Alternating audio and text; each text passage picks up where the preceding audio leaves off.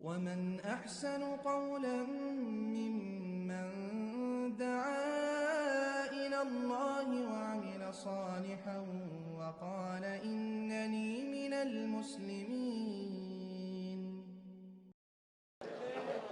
السلام عليكم ورحمة الله وبركاته.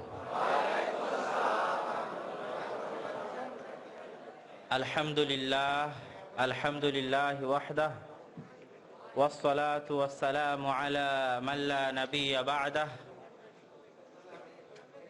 প্রশংসা আল্লাহ সুবহানাহু তাআলার জন্য, সকলেই বলি আলহামদুলিল্লাহ।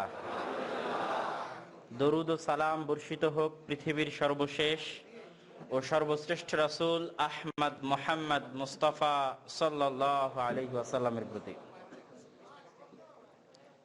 হানজালা রাদিয়াল্লাহু তাআলা আনহু মসজিদ কর্তৃক আয়োজিত আজকের এই মহতী ইসলামী অনুষ্ঠানে উপস্থিত আছেন সর্বজন শ্রদ্ধেয় শায়েখ ডক্টর সাইফুল্লাহ আল মাদানী হাফিজাহুল্লাহ সহ দেশবরেণ্য যোগ্য ওলামায়ে কেরাম, যাদের মধ্যে আমি নিজেকে বক্তব্য দেওয়ার যোগ্য মনে করি না, তারপরও এটা তাদের নেক দৃষ্টি, তাদের স্নেহের দৃষ্টি যে তারা আমাকে তাদের সাথে রাখার যোগ্য মনে করেছেন।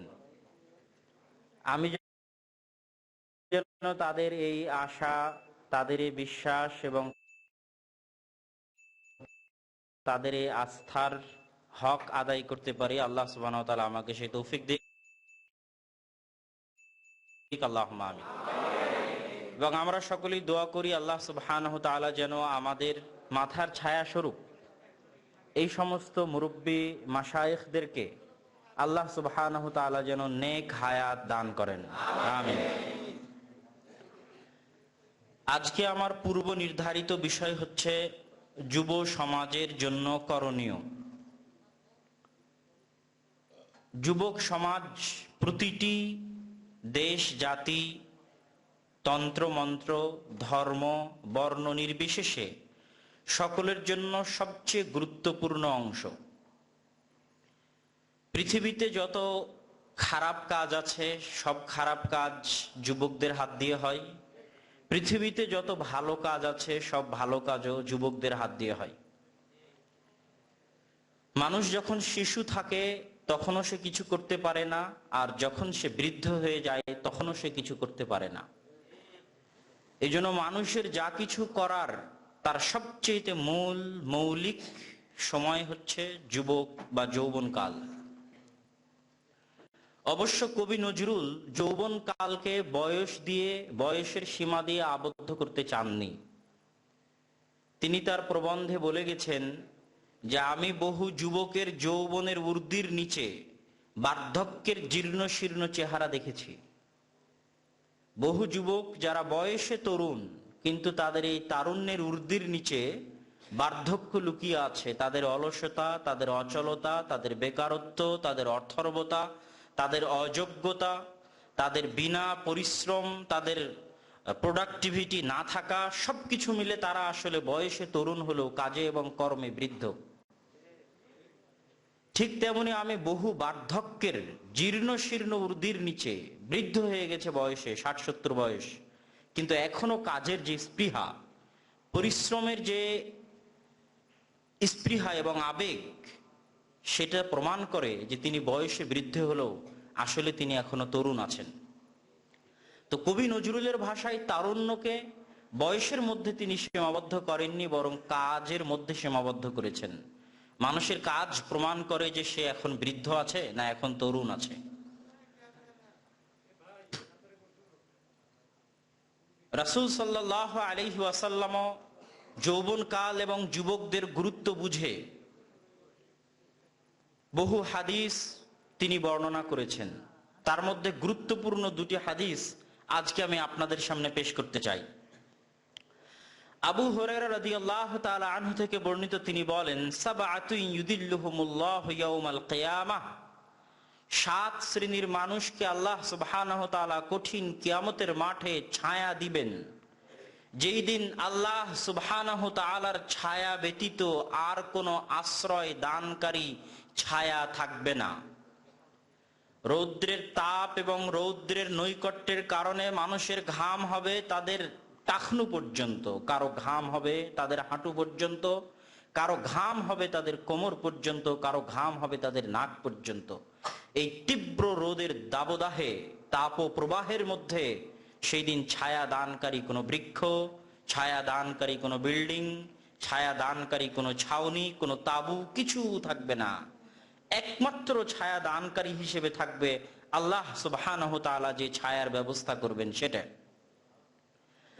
সেই দিন আল্লাহ সুবহানাহু তাআলা 7 শ্রেণীর মানুষকে এই ছায়ার নিচে আশ্রয় দিবেন। তার মধ্যে 1 নম্বরে রাসূল সাল্লাল্লাহু আলাইহি ওয়াসাল্লাম উল্লেখ করেছেন ইমামুন আদিল, ন্যায় পরায়ণ, ইনসাফ পরায়ণ শাসক। ইনসাফ পরায়ণ, ন্যায় পরায়ণ শাসকের কেন এত মর্যাদা যে 7 শ্রেণীর মানুষের মধ্যে রাসূল সাল্লাল্লাহু আলাইহি ওয়াসাল্লাম সর্বপ্রথম তাকে স্থান দিয়েছেন? কি জন্য? ক্ষমতা, পাওয়ার এমন এক জিনিস যা মানুষের হিতাহিত জ্ঞানকে নষ্ট করে দেয়।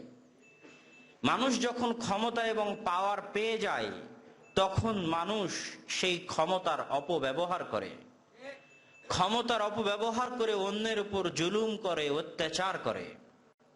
কেউ যদি কোনো কোম্পানির এমডি হয়, মালিক হয়, কেউ যদি চেয়ারম্যান হয়, মেম্বার হয়, এমপি হয়, মন্ত্রী হয়, যে যে পর্যায়ে দায়িত্বশীল আছে সে তার দায়িত্বের অধীনস্থ ব্যক্তিদেরকে তার রহম এবং তার করমের মুখাপেক্ষী মনে করত, তাদের উপর ক্ষমতার অপব্যবহার করে অত্যাচার এবং নির্যাতন চালায়। সবচেয়ে কঠিন কাজ হচ্ছে ক্ষমতা পাওয়ার পরেও মানুষের উপর অন্যায় না করা। সবচেয়ে কঠিন কাজ হচ্ছে পাওয়ার থাকার পরেও ইনসাফ করা। পৃথিবীতে সবচেয়ে কঠিন কাজ। আল্লাহ সুবহানাহু তাআলা নিজের ক্ষেত্রে বলছেন, ইন্নাল্লাহা আলা কুল্লি শাইইন কাদির, নিশ্চয় আল্লাহ সুবহানাহু তাআলা সকল কিছুর উপর ক্ষমতাবান। ফাআলুল লিমা ইউরিদ, যা ইচ্ছা তাই করতে পারেন। আজিজ, পরাক্রমশালী, মহাপরাক্রমশালী, যাকে পরাজিত করবে এরকম কোন শক্তি পৃথিবীতে এবং আসমানে নাই। যা ইচ্ছা তাই করতে পারেন।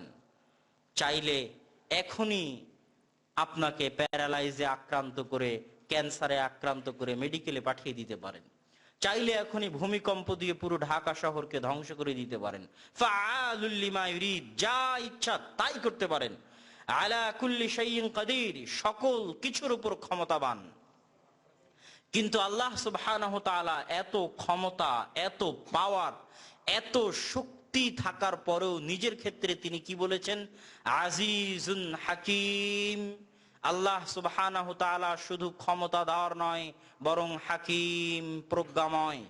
যেহেতু আল্লাহ সুবহানাহু তাআলা হাকিম, প্রজ্ঞাময়, সেহেতু ফাআলুল লিমা ইউরিদ, যা ইচ্ছা তাই করতে পারার ক্ষমতা থাকার পরেও, আলা কুল্লি শাইইন কাদির, সকল কিছুর উপর ক্ষমতা থাকার পরেও যেহেতু আল্লাহ সুবহানাহু তাআলা প্রজ্ঞাময়, সেহেতু আল্লাহ সুবহানাহু তাআলা তার কোন সৃষ্টিজীবের উপর সরিষা সমপরিমাণ জুলুম করবেন না। আল্লাহু আকবার। অথচ তার ক্ষমতা আছে, এই জন্য তিনি হাকিম। ইন্নী হারামতু যুলমা আলাইয়া, আমি আমার নিজের উপর জুলুম করাকে হারাম করে নিয়েছি, অথচ তিনি যা ইচ্ছা তাই করতে পারবেন। যখন কেউ দেশের নেতা হয়, যখন কেউ এলাকার নেতা হয়, কোম্পানির মালিক হয়, প্রতিষ্ঠানের প্রিন্সিপাল হয়, সেও আল্লাহর দেওয়া ক্ষমতার একটা অংশ পেয়েছে। ক্ষমতার মালিককে আল্লাহ সুবহানাহু ওয়া তাআলা, ইজ্জতের মালিককে আল্লাহ সুবহানাহু ওয়া তাআলা। পৃথিবীতে যত মানুষ ক্ষমতার মালিক তারা আল্লাহ সুবহানাহু ওয়া তাআলার দেওয়া ক্ষমতার অস্থায়ী মালিকানা পেয়েছে, স্থায়ী নয়। এই অস্থায়ী মালিকানা পাওয়ার পর যদি তারা আল্লাহর মতো ব্যবহার করে, সিবগাতুল্লাহ, আল্লাহর রঙে রঙিন হয়ে, আল্লাহ এত ক্ষমতা থাকার পরেও যদি মানুষের উপর জুলুম না করে, কোন সৃষ্টি জীবের উপর জুলুম না করে, সরিষা সমপরিমাণ জুলুম না করে, তাহলে কেউ যখন আল্লাহর দেওয়া ক্ষমতার বিন্দুমাত্র অংশ পাওয়ার পরেও সরিষা সমপরিমাণ মানুষের উপর জুলুম করবে না, সে আল্লাহর বৈশিষ্ট্য মণ্ডিত হলো। এই জন্য কিয়ামতের মাঠে আল্লাহ তাকে 1 নম্বরে স্থান দিয়েছেন তার ছায়ায়। আল্লাহু আকবার। 2 নম্বরে রাসূল সাল্লাল্লাহু আলাইহি ওয়াসাল্লাম বলছেন, শাবুন নাশা ফি ইবাদাতিল্লাহ, ওই যুবক, ওই তরুণ যে তার যৌবনকালকে ব্যয় করেছে আল্লাহর রাস্তায়। যৌবনকাল এবং যুবক বয়স এমন সময়, আজকের বিশ্বে যদি আমরা কল্পনা করি, আধুনিক বিশ্বে, আধুনিক জাহেলিয়াতের বিশ্বে, রাসূল সাল্লাল্লাহু আলাইহি ওয়াসাল্লামের যুগে যে জাহেলিয়াত ছিল, সেই জাহেলিয়াত আরো ভয়ঙ্কর, আরো কঠিন ভাবে আজকের যুগে দেখা দিয়েছে। আজকের এই জাহেলি যুগ আল্লাহ রাসূলের ওই জাহেলি যুগের চাইতেও ভয়ঙ্কর। জাহেলি যুগে যেই পরিমাণ সুদের আদান প্রদান ছিল, আজকে তার চেয়ে বেশি। জাহেলি যুগে যেই পরিমাণ অবৈধ সম্পর্ক ছিল, আজকে তার চেয়ে বেশি। জাহেলি যুগে যেই প্রমাণ নেশাদার দ্রব্যের ব্যবহার ছিল, আজকে তার চাইতে বেশি। শুধু তাই নয়, জাহেলি যুগের কিছু বৈশিষ্ট্যকে মানুষ ছাড়িয়ে গেছে। জাহেলি যুগে তারা যতই জেনাকারী হোক না কেন, তারা যতই মদখোর হোক না কেন, তারা যতই মূর্তি পূজক হোক না কেন, আরবদের একটা বৈশিষ্ট্য ছিল, কখনো তারা মিথ্যা কথা বলবে না, শত্রুর বিরুদ্ধে হলেও। সহিহ বুখারীর হাদিস খুলেন, আবু সুফিয়ান রাদিয়াল্লাহু তাআলা আনহুকে বাদশাহ হিরাক্লিয়াস মুহাম্মদ সাল্লাল্লাহু আলাইহি ওয়াসাল্লাম সম্পর্কে জিজ্ঞেস করছে। উনি একটা মিথ্যা কথা ওই পুরো সাক্ষাৎকারে বর্ণনা করেননি, অথচ যার বিষয়ে সাক্ষাৎকার নেওয়া হয়েছে তিনি তার জানি মানি শত্রু। কেন? জাহেলি যুগে তারা মিথ্যা কথা বলাকে নিজের জন্য এত বড় অপমান মনে করত। কিন্তু আজকের পৃথিবীর জাহেলিয়াত এত ভয়ঙ্কর, এত ভয়ঙ্কর, ওই যুগের কাফেরেরা মিথ্যা কথা বলাকে অনেক ভয়ঙ্কর মনে করত। আর আজকের এই জাহেলি যুগের মুসলমানদের কাছে মিথ্যা কথা বলা সবচেয়ে সহজ। প্রত্যেকটা সেক্টরে মিথ্যা, উঠতে বসতে মিথ্যা, সকালে সন্ধ্যায় মিথ্যা। মিথ্যুক দায়িত্বশীল, মিথ্যুক প্রিন্সিপাল, মিথ্যুক এমপি, মিথ্যুক মন্ত্রী, মিথ্যুক চেয়ারম্যান, মিথ্যুক মেম্বার, মিথ্যুক আলেম, মিথ্যুক হুজুর। 24 ঘন্টা মানুষ মিথ্যার মধ্যে ডুবে আছে। ওই জাহেলি যুগের কাফেরেরা মিথ্যা বলতো না। তাহলে আজকের এই জাহেলিয়াত সেই দিনের চেয়ে ভয়ঙ্কর। আর আজকের এই জাহেলিয়াতের যুগে যুবকদের সামনে অন্যায় করার, পাপ কাজ করার প্রত্যেকটা দরজা উন্মুক্ত, প্রত্যেকটা দরজা উন্মুক্ত। সে যা ইচ্ছা সেই গুনাহ, সেই পাপে লিপ্ত হতে পারে। বাধা দেওয়ার কেউ নাই, বরং রাস্তা তৈরি করার জন্য সবাই অপেক্ষমান। মানুষকে শয়তানের দাসত্ব করানোর জন্য, মানুষকে শয়তানের গোলামি করানোর জন্য, মানুষকে শয়তানের গোলাম এবং দাস বানানোর জন্য, মানুষকে শয়তানের ইবাদত করানোর জন্য সকল প্রকার রাস্তা আজকে খোলা। এই রকম আধুনিক বিশ্বে যেখানে আপনার সামনে জেনার রাস্তা খোলা, যেখানে আপনার সামনে নেশাদার দ্রব্যের রাস্তা খোলা, যেখানে আপনার সামনে চোখের পাপ, হাতের পাপের রাস্তা খোলা, যেখানে আপনার সামনে হারাম ইনকামের প্রত্যেকটা দরজা খোলা, হালাল ইনকামের রাস্তা সংকুচিত, এরকম কঠিন ফিতনাপূর্ণ জাহেলিয়াতের যুগে যুবকদের জন্য সবচেয়ে কঠিন হচ্ছে দিনের উপর টিকে থাকা। আর এই কঠিন পথ যে পাড়ি দিতে পারবে তার জন্য এই পুরস্কার, যে কিয়ামতের মাঠে আল্লাহ সুবহানাহু ওয়া তাআলা ওই যুবক যে এত দরজা উন্মুক্ত থাকার পরও, ফিতনার সকল দরজা উন্মুক্ত থাকার পরও আল্লাহর ভয়ে, আল্লাহর ইবাদতে নিজের জীবন কাটিয়েছে, যৌবন অবস্থায় আল্লাহর ইবাদতে নিজের যৌবনকাল কাটিয়েছে, দ্বিতীয় স্থানে আল্লাহ সুবহানাহু ওয়া তাআলা ওই যুবককে তার ছায়ায় আশ্রয় দিবেন। সম্মানিত উপস্থিতি, এই হাদিস স্পষ্ট প্রমাণ বহন করে যে একজন যুবকের যৌবনকালের কতটা গুরুত্ব। রাসূল সাল্লাল্লাহু আলাইহি ওয়াসাল্লাম বলছেন, আন আবি বারযা আল আসলামী রাদিয়াল্লাহু তাআলা আনহু থেকে বর্ণিত, লা তাযুলু কাদামা ইবনু আদম, কিয়ামতের মাঠে আদম সন্তানের পা এক ধাপও সামনে এগোতে দেওয়া হবে না, হাত্তা তুসআলা আন আরবা, যতক্ষণ না তাকে 4টি বিষয় জিজ্ঞেস করা হবে। এই 4টি বিষয়ের মধ্যে 2টি বিষয় সবচেয়ে গুরুত্বপূর্ণ। একটা হচ্ছে আন শাবাবিহি ফিমা আবলাহ, তার যৌবন কাল সম্পর্কে জিজ্ঞেস করা হবে যে সে তার যৌবন কাল কোন পথে, কোন রাস্তায়, কোন কাজে ব্যয় করেছে। আর আরেকটা কি জিজ্ঞেস করা হবে, ওয়ান মালিহ মিন আইনা ইকতাসাবাহ ওয়া ফিমা আনফাকাহ, তার ধন সম্পদ সম্পর্কে জিজ্ঞেস করা হবে কোথায় থেকে উপার্জন করেছে আর কোথায় ব্যয় করেছে। এই পরের বাক্য এত কঠিন, এত কঠিন, মানুষ মনে করে হয়তো সালাত পালন করাই মনে হয় ইসলাম, মানুষ মনে করে সিয়াম পালন করাই হয়তো ইসলাম, হজ উমরা করাই হয়তো ইসলাম। কিন্তু এই যে প্রশ্ন, এই প্রশ্নটা কিয়ামতের মাঠে এত কঠিন হয়ে দাঁড়াবে আপনার জন্য যে আপনি এর হিসাব দিতে হিমশিম খেয়ে যাবেন। আপনি একটা টাকাও যদি কোথাও থেকে ইনকাম করে থাকেন, তার সোর্স আল্লাহকে বুঝাতে হবে। আর একটা টাকাও যদি কোথাও ব্যয় করে থাকেন, তার অজুহাত, কি কারণে ব্যয় করেছেন, কৈফিয়ত আল্লাহর সামনে পেশ করতে হবে। আপনি 50 টাকা 100 টাকা কোনো মেয়ের মোবাইলে ফ্লাক্সি লোড দিয়েছেন, এই টাকার ব্যয় আল্লাহর দরবারে বুঝাতে হবে। আপনি কোথাও থেকে হারাম ইনকাম করেছেন, এই হারাম ইনকামের সোর্স আল্লাহর দরবারে বুঝাতে হবে। আমি আমার নানাকে দেখেছি, তিনি হাদিস এতটা কঠিন, এতটা হৃদয়ঙ্গম করা, অন্তর থেকে বিশ্বাস করা, যে আমি তাকে দেখেছি তার জীবনের একটা টাকা ইনকামও তার খাতায় লেখা আছে, আর একটা টাকাও যদি ব্যয় করেছেন, 4 আনা 8 আনাও যদি ব্যয় করেছেন, ওটা খাতায় লেখা আছে যে এই 4 আনা এখান থেকে ইনকাম করেছি আর এই 4 আনা এখানে খরচ করেছি, যাতে মৃত্যুর পূর্বে উনি নিজের কাছে অন্তত পরিষ্কার থাকেন ইনকাম কোথায় থেকে করলাম আর খরচ কোথায় করলাম আল্লাহর দরবারে যাওয়ার আগে। সম্মানিত উপস্থিতি, এই হাদিসের একটা অংশ হচ্ছে, হে যুবক, তুমি তোমার যৌবন কালকে কোথায়, কোন পথে ব্যয় করেছো।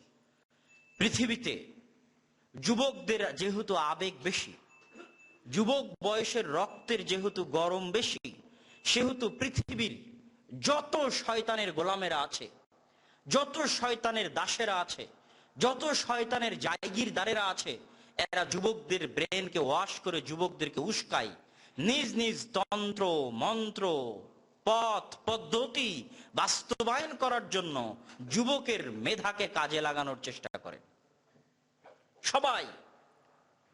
এবং যুবক এটা বুঝতে পারে না যে সে কারো দ্বারা ব্যবহৃত হচ্ছে, এটা সে বুঝতে পারে না যে সে কারো দ্বারা ব্যবহৃত হচ্ছে। সে মনে করে যে এই জয় মনে হয় তারই জয়, কিন্তু এই জয় যে আসলে তার জয় নয়, সে যে অন্যের জয়ের ব্যবহৃত টিস্যু মাত্র, এটা সে বুঝতে পারে না। এই জন্য যুবকদেরকে সজাগ এবং সতর্ক থাকতে হবে। আবেগ দিয়ে ইসলাম চলে না, ইসলাম চলে বিবেক দিয়ে। এই জন্য যুবকদের পরামর্শ দেওয়ার ক্ষেত্রে আমি সব সময় যে পরামর্শগুলো দিয়ে এসেছি, তার মধ্যে 1 নাম্বার পরামর্শ হচ্ছে আমাদের শিক্ষার প্রয়োজন, আমাদের যুবকদের প্রোডাক্টিভিটির প্রয়োজন। শুধু দিনদার যুবকদের নয়, যারা দিনের বাইরে রয়েছে তাদের ক্ষেত্রেও। যুবকদেরকে যদি আমরা 2 ক্যাটাগরিতে ভাগ করি, যারা সাধারণ জেনারেল লাইনের, এখনো পূর্ণ প্র্যাকটিসিং ইসলামের মধ্যে তারা আসেনি বা ইসলাম এখনো ফুললি প্র্যাকটিস করে না, আর কিছু যুবক আছে যারা প্র্যাকটিস করে। আমার দৃষ্টিতে উভয় ধরনের যুবকই তাদের নিজ নিজ শক্তি, নিজ নিজ শ্রম ব্যর্থ, অসফল পথে ব্যয় করতেছে। যারা সাধারণ যুবক, ইসলাম প্র্যাকটিস করে না, তারা তাদের সময়কে ব্যয় করতেছে free fire, video game, Facebook, YouTube, Twitter, এবং একটা মানসিক বিকারগ্রস্ত সমাজ এবং প্রজন্ম আমরা পেতে যাচ্ছি। মানসিক ভারসাম্যহীন প্রজন্ম আমরা পেতে যাচ্ছি। কি কারণে মানসিক ভারসাম্যহীন? পরিবারের সবচেয়ে মূল স্তম্ভ হচ্ছে পিতা এবং মাতা।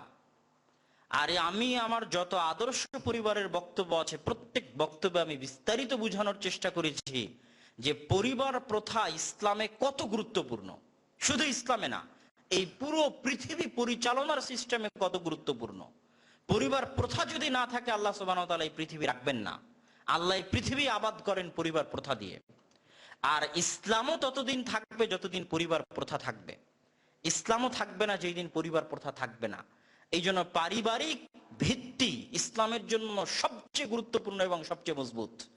আর এই পরিবারের সবচেয়ে গুরুত্বপূর্ণ দুইটা স্তম্ভ হচ্ছে পিতা এবং মাতা। আর আজকে আমাদের পিতা মাতার অবস্থা কি? পিতারা কেউ প্রবাসে, কেউ বাইরে, আর মায়েরা কেউ গার্মেন্টসে, কেউ চাকরির স্থলে, আর সবাই স্মার্টফোনে আসক্ত, মোবাইলে আসক্ত। তো যখন কোনো সন্তান সে তার পিতার স্নেহ পায় না, তার মায়ের স্নেহ পায় না, সময় পায় না তাদের কাছ থেকে, এবং যতটুকু সময় পায় ততটুকু তো তারা অ্যাডিক্টেড, মোবাইল অ্যাডিক্টেড, নিজের পিতা মাতাই মোবাইল অ্যাডিক্টেড, তাহলে ওই সন্তান কেন ইন ফিউচারে মানসিক ভারসাম্যহীন সন্তান হিসেবে গড়ে উঠবে না? গড়ে উঠতে বাধ্য। এবং সে কোনো প্রোডাক্টিভিটি দিতে পারবে না দেশ এবং জাতিকে। এই জন্য ভেতর থেকে আমাদের সমাজ ব্যবস্থা খোখলা হয়ে গেছে। ভেতর থেকে আমাদের সমাজ ব্যবস্থা ঘুনে ধরে পচে নষ্ট হয়ে দুর্গন্ধ বের হয়ে গেছে সমাজ ব্যবস্থার। যেই দুর্গন্ধগুলো মাঝে মধ্যে পেপার পত্রিকায় আসে, পরকীয়ার কারণে হত্যা, এই সেই ইত্যাদি, এগুলো হচ্ছে পচে নষ্ট হয়ে যাওয়া সমাজের দুর্গন্ধের কিছু আলামত মাত্র। এই পচে নষ্টে দুর্গন্ধযুক্ত সমাজ থেকে কোনোদিন ভালো প্রজন্ম আমরা আশা করতে পারি না। এই জন্য আজকের যারা যুবক আছে তাদের সবচেয়ে বড় জিম্মেদারি হচ্ছে একটা বেটার ফ্যামিলি, ভালো সুন্দর পরিবার গড়ে তোলা, যেই পরিবারে বস্তুবাদী ধ্যান ধারণা কম থাকবে। বস্তুবাদী ধ্যান ধারণা দিয়ে ইসলাম চলে না। আল্লামা ইকবালের কিছু কবিতা আছে, যে কবিতাগুলো আমাদের যুবক মুসলিমদের জন্য অনেক জরুরি। এই যে বস্তুবাদী ধ্যান ধারণা, আল্লামা ইকবাল বলছেন, কভি আই নওজওয়ান মুসলিম তাদাব্বুর ভি কিয়া তুনে। হে মুসলিম যুবক, তুমি কি কখনো ভেবে দেখেছো, ও কিয়া গর্দো থা তু জিসকা হ্যায় এক টুটা হুয়া তারা। তুমি কাদের উত্তরসূরি, কাদের বংশধর, এটা কি কোনো সময় ভেবে দেখেছো? তুঝে উস কওম নে পালা হ্যায় আগোশে মোহাব্বত মে। তোমাকে ওই জাতি, ওই সম্প্রদায়, ওই কওম লালন পালন করেছে, ওই কওমের তুমি উত্তরসূরি, ওই কওমের তুমি বংশধর। কুচল ডালা থা জিসনে পাও মে তাজে সরদারা। যেই কওম, যেই জাতি এক সময় নিজেদের পায়ের নিচে বিশ্বের প্রতাপশালী মহাশক্তিধর রোমান এবং পারস্য এম্পায়ারকে নিজেদের পায়ের দলে পদদলিত করে চূর্ণ বিচূর্ণ করে দিয়েছে। গাদাই মে ভি ও আল্লাহ ওয়ালে থে গয়ুর ইতনে। গরিব, বেচারা, লাচার, টাকা পয়সা বিহীন, অর্থ ধন দৌলত বিহীন এই মুসলমানেরা এতটা আত্মমর্যাদা সম্পন্ন ছিল। তোমার পূর্বপুরুষ তাদের গরিবী অবস্থায়, তাদের টাকা পয়সা বিহীন অবস্থায় গায়ুর ইতনে থে, এতটা আত্মমর্যাদা সম্পন্ন ছিল, এতটা আত্মমর্যাদা সম্পন্ন ছিল কে মুনঈম কো গদাই সে ডর থা বখশিশ কা। কে যারা তাদের উপর দয়া করবে, ইহসান করবে, টাকা পয়সা দিয়ে, ধন দৌলত দিয়ে, উপহার দিয়ে, এই রকম কোটিপতি, এই রকম লাখপতিরা ভয় পেত ওই সমস্ত জুতাবিহীন, ওই সমস্ত পোশাকবিহীন, জীর্ণ শীর্ণ গরিব মানুষদেরকে, তাদের আত্মমর্যাদার উঁচুতার কারণে। আল্লাহু আকবার। শক্তিশালীরা, কোটিপতিরা, লাখপতিরা তাদের আত্মমর্যাদার সামনে ভয় পেত, নিজেকে ছোট মনে করত, অথচ তারা গরিব ছিল, জীর্ণ শীর্ণ ছিল।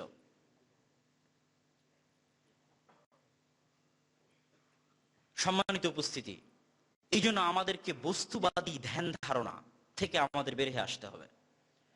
ওমর রাদিয়াল্লাহু তাআলা আনহুর নিকটে যখন চিঠি লেখা হলো বাইতুল মাকদেস বিজয় করার জন্য, পাদ্রীরা বাইতুল মাকদেস হস্তান্তর করতে রাজি নয় যতক্ষণ না আমিরুল মুমিনিন খলিফাতুল মুসলিমিন ওমর ইবনুল খাত্তাব রাদিয়াল্লাহু তাআলা আনহু আসবেন। চিঠি পেয়ে ওমর রাদিয়াল্লাহু তাআলা আনহু লিখে পাঠালেন, আনা আতি, আমি আসতেছি। তো ওমর রাদিয়াল্লাহু তাআলা আনহুর এই ঘটনা ঐতিহাসিকদের মাধ্যমে সত্য প্রমাণিত যে তিনি তার চাকরের সাথে তার বাহনকে ভাগ করে করে পালাক্রমে আসছিলেন। যখন তিনি বাইতুল মাকদেসের গেটে উপবিষ্ট, তখন তিনি উটের রশি ধরে টানছেন এবং তার গায়ে রয়েছে জীর্ণ শীর্ণ পোশাক। মুসলমানদের সেনাপতি কাছে এসে কানে কানে ওমর রাদিয়াল্লাহু তাআলা আনহুকে বলছেন, আপনি কি ধরনের পোশাক পরে এসেছেন হে আমিরুল মুমিনিন, হে খলিফাতুল মুসলিমিন? এই পাদ্রীদের সামনে, খ্রিস্টানদের সামনে আমাদের তো মান সম্মান ইজ্জত কিছুই থাকলো না। তখন ওমর রাদিয়াল্লাহু তাআলা আনহু বলছেন, আমরা ছিলাম ক্ষমতাবিহীন, রাজত্ববিহীন, ফকির, মিসকিন। জাহেলি যুগে কেউ আমাদের চিনত না, কেউ আমাদের দাম দিত না। আজকে অর্ধ পৃথিবী ওমর শাসন করতেছে, আজকে অর্ধ পৃথিবী ওমরের পদনত অধীনস্থ। এটার কারণ এটা নয় যে ওমর অনেক টাকার মালিক, এটার কারণ এটা নয় যে ওমরের অনেক শক্তি আছে, অনেক সমরাস্ত্র আছে। ওমর রাদিয়াল্লাহু তাআলা আনহু বলছেন, এটার একমাত্র কারণ হচ্ছে ইসলাম এবং কোরআন। আল্লাহু আকবার। এই ইসলাম, এই কোরআন আমাদেরকে জাহেলি যুগ থেকে আজ এই অবস্থায় নিয়ে এসেছে। অতএব তুমি এই কথা বলতে পারো না, যতদিন এই ইসলাম, এই কোরআন আমাদের সাথে থাকবে ততদিন সম্মান ইজ্জত আমাদের পদচুম্বন করবে। আর যেই দিন আমরা এটাকে ছেড়ে দিব, সেই দিন সম্মান ইজ্জত আমাদের সাথে থাকবে না। সেই দিন হীনম্মন্যতা, সেই দিন অপমান, সেই দিন হেনস্থ হতে হবে, যেটা আজকে মুসলিম সমাজকে, মুসলিম জাতিকে হতে হচ্ছে। এই জন্য আজকের যুবক সমাজের প্রতি প্রথম চিন্তা ভাবনা হচ্ছে বস্তুবাদী চিন্তা থেকে বেরিয়ে আসতে হবে। হ্যাঁ, রব্বানা আতিনা ফিদ দুনিয়া হাসানা, দুনিয়ার অবশ্যই প্রয়োজন আছে, কিন্তু দুনিয়ার জন্য দিনকে বিক্রি করা যাবে না। কি জন্য? আমরা আমাদের ধন সম্পদ, আমরা আমাদের জীবন, আমরা আমাদের সময়, আমরা আমাদের সন্তান সন্ততি, টাকা পয়সা সবকিছু আল্লাহর সাথে চুক্তিবদ্ধ করেছি, আল্লাহর কাছে ব্যবসায়িক চুক্তিতে লিপ্ত হয়েছে যে আল্লাহ এগুলো সব বিক্রি করে দিলাম। কিসের বিনিময়ে? জান্নাতের বিনিময়ে। আল্লাহ সুবহানাহু ওয়া তাআলা ইশতারাও, কিনে নিয়েছে তোমাদের জীবন, তোমাদের টাকা পয়সা, তোমাদের ধন সম্পদ সবকিছু আমরা বিক্রি করে দিয়েছি আল্লাহর কাছে। কিসের বিনিময়ে বলেন তো? জান্নাতের বিনিময়ে। সুতরাং আমাদের তো দুনিয়াতে পাওয়ার কিছু থাকতে পারে না।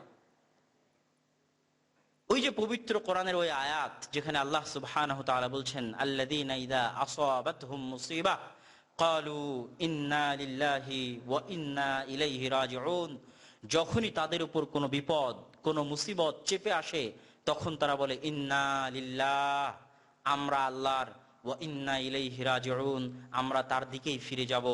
এটার যেটা মূল থিম, মূল কথা, মূল আবেগ, মূল অনুভূতি, সেটা হচ্ছে ইন্না লিল্লাহ, আমি নিজেই তো আল্লাহর। আমি নিজেই কার? আল্লাহর। মানে আমার যা ধন সম্পদ, সয় সম্পত্তি ছিল, এটাও কে মালিক? এই জন্য আল্লাহ পবিত্র কোরআনে কোথাও বলেননি মুসলমানদেরকে, মুমিনদেরকে, যে তোমরা তোমাদের ইনকাম আল্লাহর রাস্তায় ব্যয় করো। বলেছেন আমার দেওয়া রিজিক, মিম্মা রাযাকনা, তোমার পকেটে যদি 500 টাকা থাকে, ওই টাকা কার দেওয়া? এটা আল্লাহ বলছে, মিম্মা রাযাকনা, আমার দেওয়া রিজিক।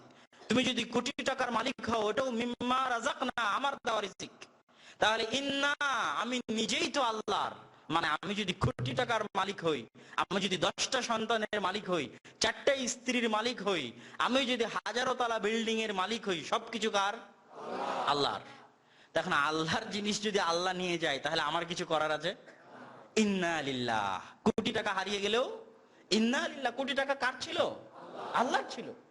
আমার 3টা সন্তানের একটা মারা গেল, ইন্না লিল্লাহ। আরে আমি নিজেই তো আল্লাহর। ওই সন্তান কে দিয়েছে?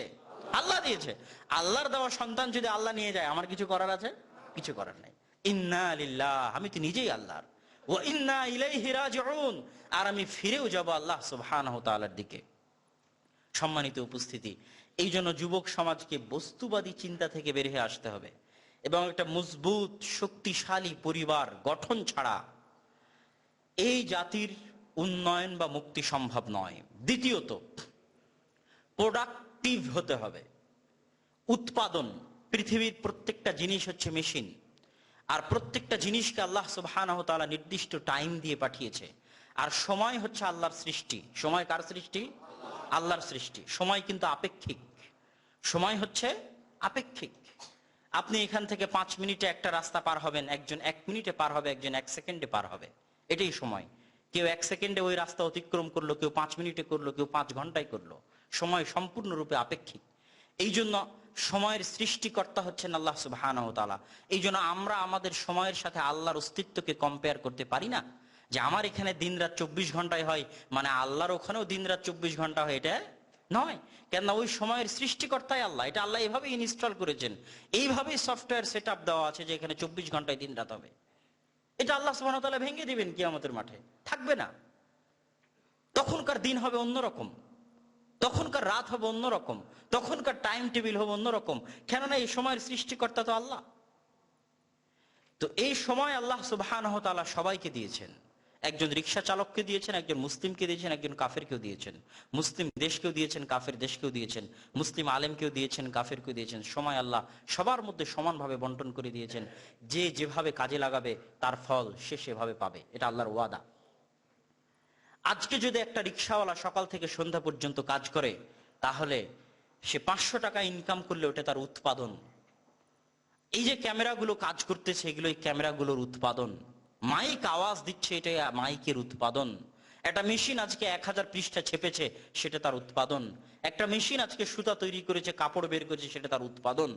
যুবক সমাজ কি উৎপাদন করতেছে, কি তারা দিচ্ছে দেশ এবং জাতিকে, তারা তাদের সময়টা কি কাজে লাগাচ্ছে, 24 ঘন্টার প্রতিটা সেকেন্ড সময় কাজে লাগতেছে কিনা, প্রোডাক্টিভ কিনা, কিছু উৎপাদন হচ্ছে কিনা, এটাই হচ্ছে সফলতার, মুসলমান সহ যে কারো সফলতার মূল থিওরি।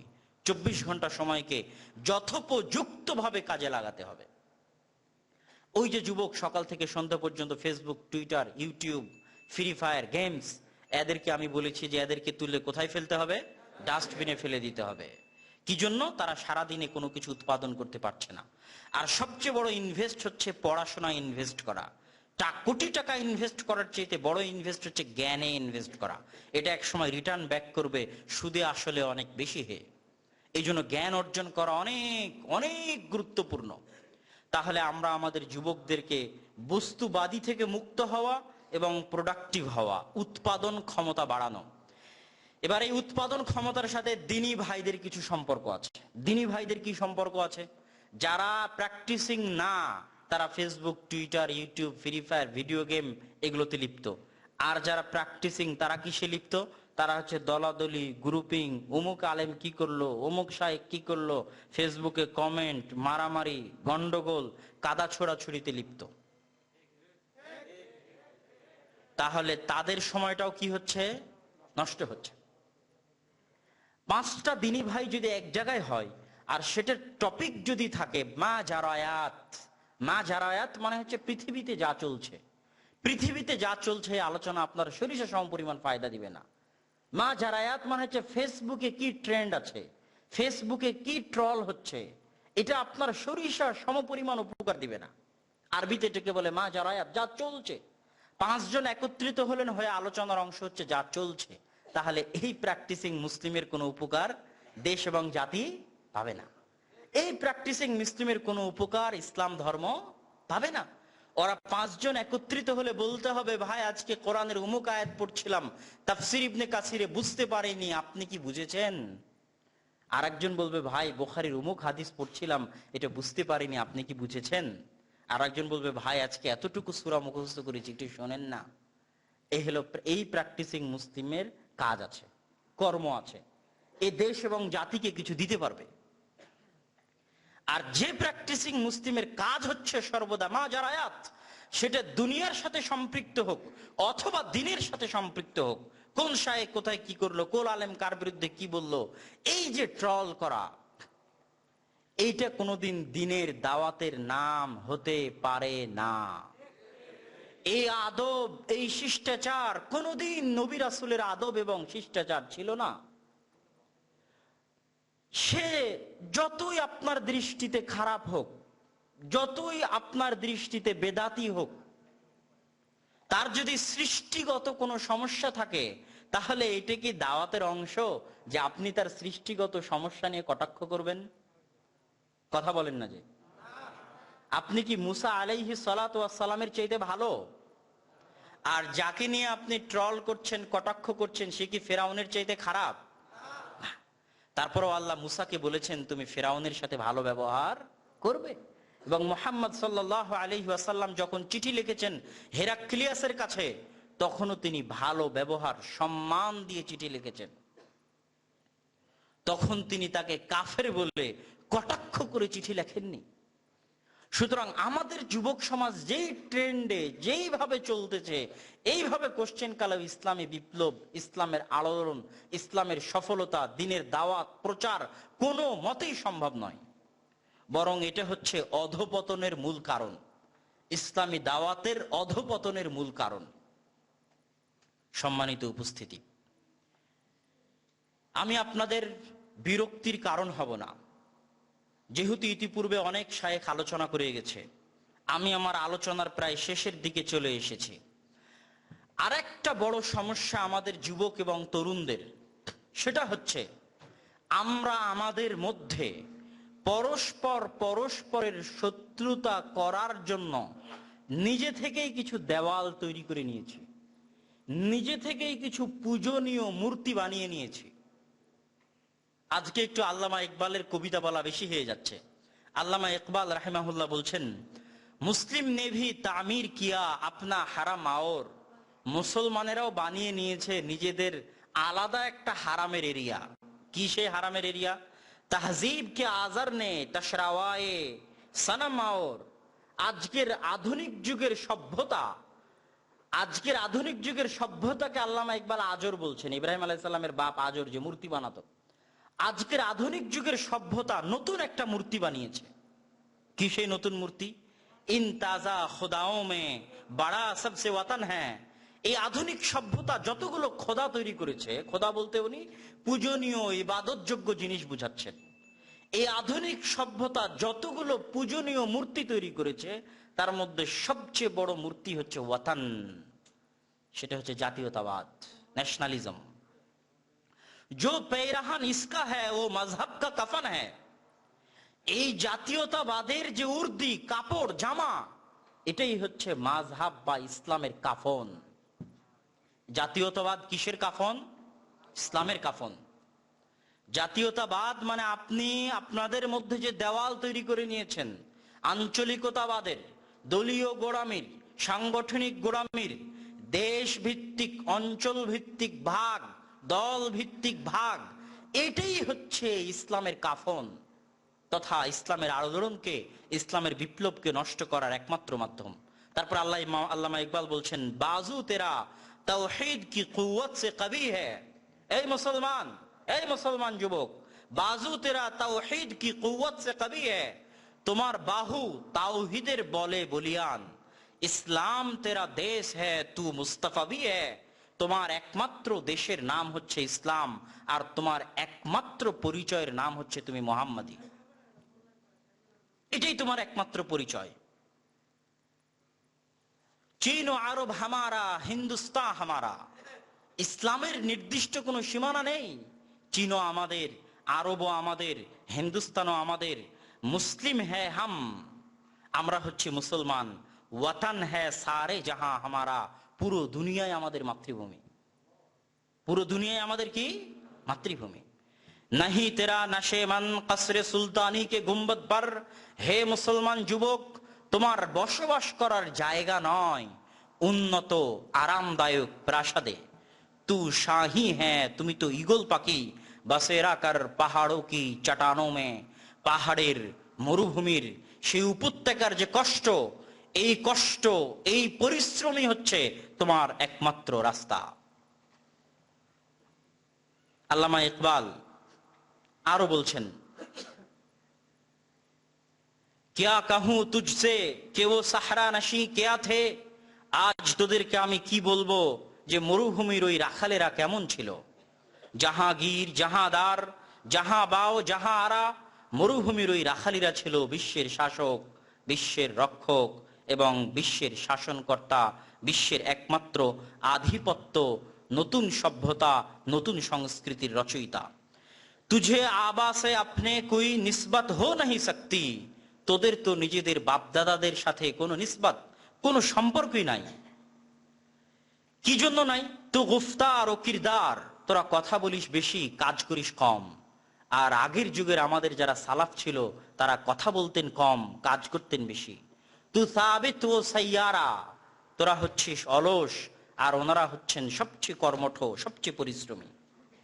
মেরা তরিক আমিরি নাহি ফকিরি হ্যায়, মুসলমানদের রাস্তা টাকা পয়সার মালিক হে, আমির হে হতে হবে, এটা মুসলমানদের রাস্তা নয়। ফকিরি, ফকিরি মে আপনা নাম পায়দা কর, গরিব হওয়ার মধ্যে নিজেদের নাম সৃষ্টি কর। খুদি না বেচ, আত্মমর্যাদা বিক্রি করিস না। গরিবি মে আপনা নাম পায়দা কর, গরিব হয়েও যদি আত্মমর্যাদা থাকে তো পৃথিবী শাসন করা সম্ভব। গরিব হয়েও যদি আত্মমর্যাদা থাকে, আত্মসম্মান থাকে, নিজের দিন, নিজের ইসলামের প্রতি অটল বিশ্বাস, অবিচল আস্থা থাকে, তাহলে পৃথিবী শাসন করা সম্ভব। সম্মানিত উপস্থিতি, আমি আমার বক্তব্য দীর্ঘায়িত করতে চাই না। যুবকদের উদ্দেশ্যে আমার আজকের আলোচনার সারমর্ম যদি আমি টানতে চাই, প্রথম কথা হচ্ছে বস্তুবাদী ধ্যান ধারণা থেকে মুক্ত হয়ে আমাদের সমাজ যে দূষিত, পচে গলে নষ্ট হয়ে গেছে, এটার প্রতি মনোযোগ দিতে হবে। দ্বিতীয়ত, প্রোডাক্টিভ কিছু করতে হবে আমাদেরকে, সেটা দুনিয়ার ক্ষেত্রেও দিনের ক্ষেত্রেও। দিনের ক্ষেত্রে প্রোডাক্টিভ মানে এই যে একটা প্রোগ্রাম আয়োজন করা, এটা অনেক সহজ। একটা মিছিল, একটা সমাবেশ আয়োজন করা অনেক সহজ। তাকবীর দিয়ে হরতাল আয়োজন করা, মিছিল করা অনেক সহজ। কিন্তু সূরা ফাতিহা সঠিকভাবে পড়া সহজ নয়। এখানে কয়জন উপস্থিত সূরা ফাতিহা সঠিকভাবে পড়তে পারবে? মসজিদে মক্তব চালানো, কোরআন শিক্ষার অনুষ্ঠান করা, মুসলমানদেরকে শিক্ষিত করা, শিক্ষার আলো ছড়িয়ে দেওয়া, এটা অত সহজ নয়, এটা কঠিন। আর ইসলাম আবেগ নয়, বরং ইসলাম বিবেক দিয়ে চলে। অতএব আমাদেরকে প্রোডাক্টিভ হতে হবে। রাসূল সাল্লাল্লাহু আলাইহি ওয়াসাল্লামের দেখানো পথ ও পদ্ধতি, এই যে মাজারায়াত, ট্রেন্ড, ট্রোল, এগুলোর পিছনে না ছুটে, কে কি করলো তার পিছনে না পড়ে প্রোডাক্টিভ কিছু করতে হবে, যেটা গঠনমূলক, দেশের কাজ দিবে, জাতির কাজ দিবে, ইসলামের কাজে দিবে। এরকম গঠনমূলক কাজে প্রত্যেক যুবককে সময় ব্যয় করতে হবে। তাহলে আমরা দেশ এবং জাতির কোনো উপকারে আসতে পারবো। আর সর্বশেষ, এই যে আমরা নতুন পূজনীয় মাবুদ, মূর্তি বানিয়ে নিয়েছি, সেই মূর্তিগুলো হচ্ছে জাতীয়তাবাদের মূর্তি, আঞ্চলিকতাবাদের মূর্তি, দলীয় গোড়ামির মূর্তি, সাংগঠনিক গোড়ামির মূর্তি। এই মূর্তিগুলোর আমরা যতদিন ইবাদত করব, এই মূর্তিগুলোর যতদিন আমরা পূজা করব, ততদিন আসলে আমরা আমাদের সেই সঠিক রাস্তা খুঁজে পাবো না। হ্যাঁ, অবশ্যই আমাদেরকে দাওয়াতি কাজের জন্য একত্রিত হয়ে দাওয়াতি কাজ করতে হবে, কিন্তু তার মানে এটা নয় যে আমার এবং আপনার ভ্রাতৃত্বের মানদণ্ড, আমার এবং আপনার ভালোবাসার মানদণ্ড হবে ওই জিনিস, ওই মাধ্যম, এটা নয়। আমরা সবাই হচ্ছে উখুওয়াহ আল ইসলামিয়া, ইসলামী ভ্রাতৃত্বের যে মানদণ্ড, এই ইসলামী ভ্রাতৃত্বের মানদণ্ডে একজন আর একজনের সাথে সম্পৃক্ত, একজনের হক আর একজনের উপর আছে, প্রত্যেক মুসলিমের হক আর এক মুসলিমের উপরে আছে। সুতরাং আমাদের এই আধুনিক সভ্যতা, আধুনিক যুগ যে মূর্তিগুলো তৈরি করেছে, এই মূর্তিগুলোর, মূর্তির দেওয়াল আমাদের মধ্যে রাখা যাবে না। সম্মানিত উপস্থিতি, এই আবেদন, এই আবদার এবং আপনাদেরকে সংক্ষিপ্ত দাওয়াত, জাল জামিয়া সালাফিয়ার সালাফি কনফারেন্স 23-24 ডিসেম্বর রাজশাহী এবং 13-14 জানুয়ারি রূপগঞ্জ, নারায়ণগঞ্জ, এই দাওয়াত দিয়ে আজকের সংক্ষিপ্ত বক্তব্য এখানেই শেষ করছি। ওয়া আখিরু দাওয়ানা আনিল হামদুলিল্লাহি রাব্বিল আলামিন। আসসালামু আলাইকুম ওয়া রাহমাতুল্লাহ।